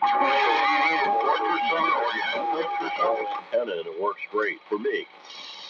Yeah, we need to get on 29 megs with this thing, and I'd like. I got to get that TA33 back up too. I want to AB this with the TA33, but I think the quad's gonna win. Yeah, we'll give that a test when you get time. Higher altitude, so. Yeah, I got to get the TA33 back up, but that's going to be a couple of weeks yet. But when I do, but even still, you know, well, this is available for 29 megs, so I think it's going to work out well. Pete, I'm about to ask you exactly where did you mount the PDL2? Where is it located in your yard? Well, you remember my shed and my 3-element beam that was on the mast on the shed? It's the top of that mast. Oh, wow. You was able to get up there, huh? That's where it is, about 28 feet high at the center. Wow. Yeah. That's awesome. Yeah, it's not as high as yours is, but it seems to be high enough. I hope I never have to adjust mine ever again as long as I live. Yeah, you got that right. And I still got to adjust mine one more time, but then once that's that, it's gonna have to be. You think you're gonna get it in one more try? Ha ha! No, you're not. Well, he's going to try. I'm gonna try for one more try. Gotta be real careful. You gotta be real lucky. I know how to use a VNA. So what? He's talking about his SWR. A VNA is a whole lot better than the way we used to do it back in the day, where I'd have to make an adjustment, run back in and key up the transmitter, check the SWR meter, calibrate it, check it, run back out, make an adjustment, run back in. It's a whole lot easier than doing that nonsense. Until it changes when you hook it up to your station, and then you're like, oh, what do I do now? I ain't gonna change that much.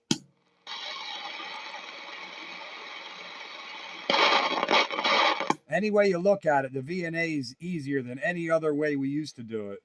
Any way I look at it, I got 7 watts coming back when I'm running maximum everything I have on 10 meters. That's what I'm worried about.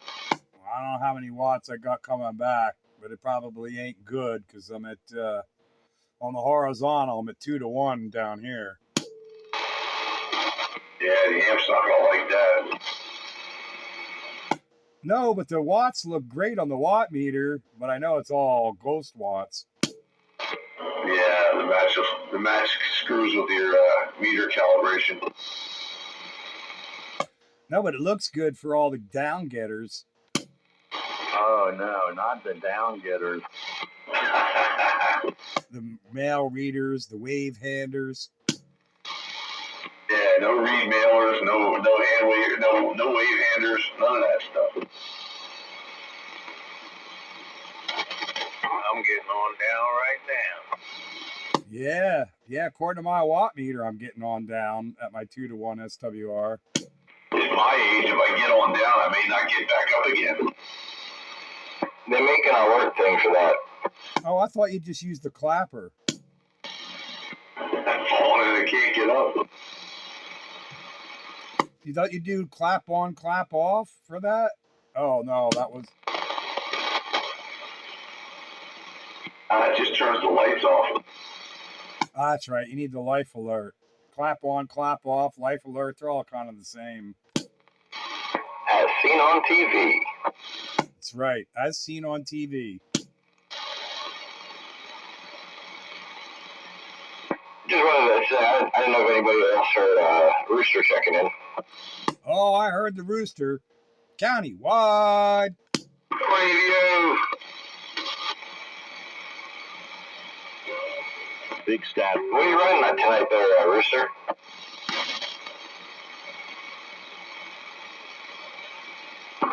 Comics. 10-4.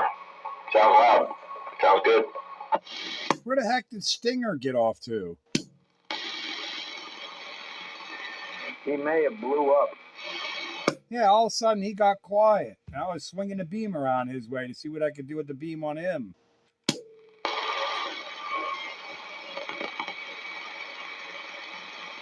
That's okay. It's working out for 507. I can still hear everybody else.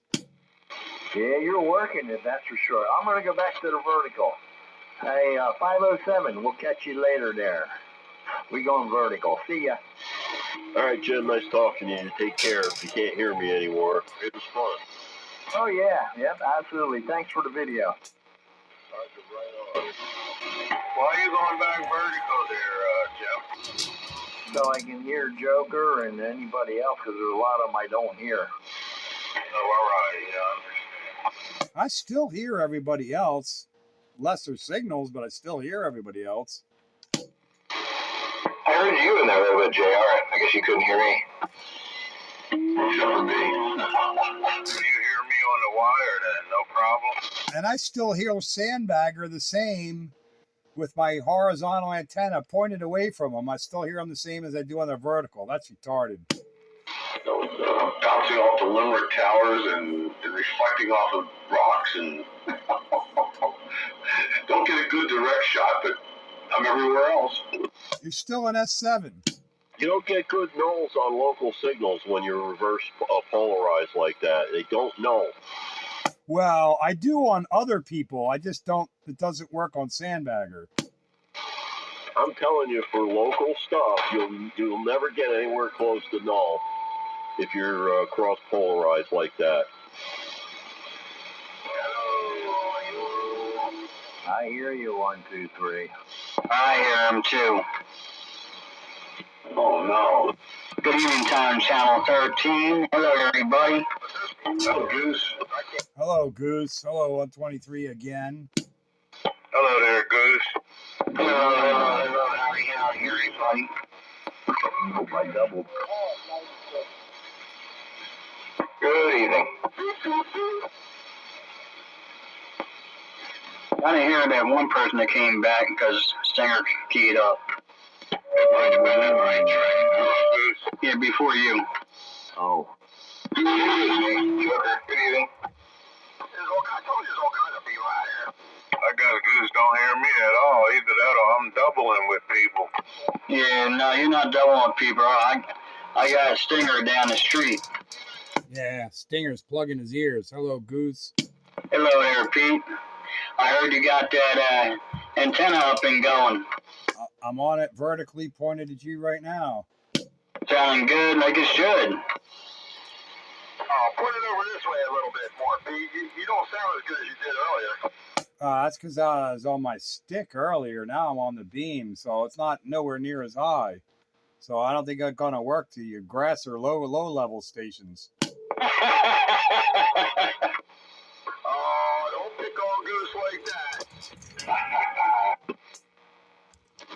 All right, let me see what it looks like on the stick there, 123. Come back.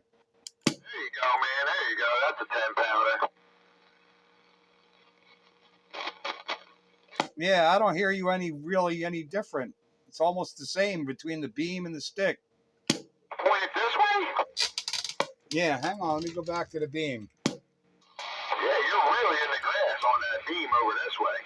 Yeah, you drop about an S unit onto the beam. You dropped about 5 S units over here. Yeah, that's nowhere near as high. That's the difference between a 28 foot in the air antenna and a 100 foot in the air antenna. 10-4, 10-4.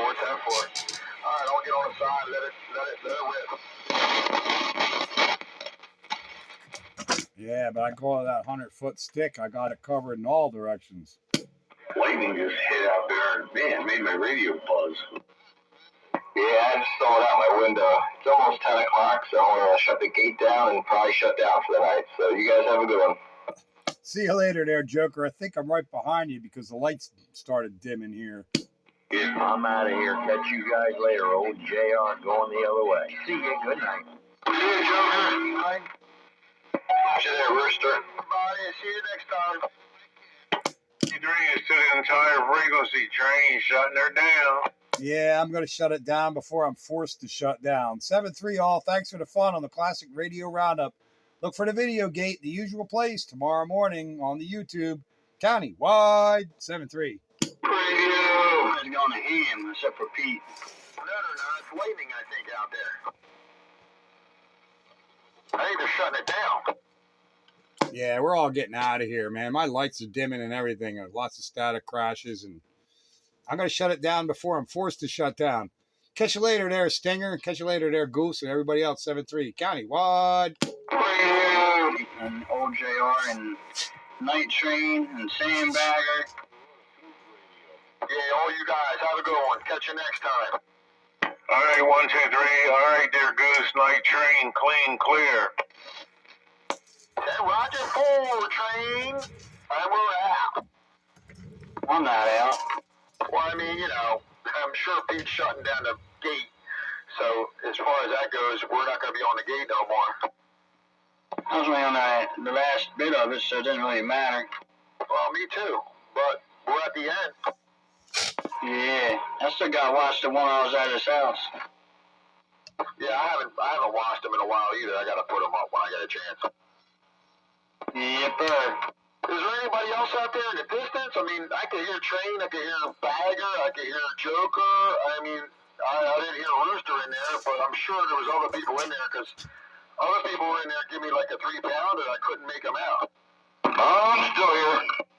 There you go. Who's that? Rooster. Rooster. Oh, Rooster. Okay, I got you in there, Rooster. But you're giving me like a 5-pounder. But you're not sounding like you usually do. Yeah, I'm on the Connex. How's this sound?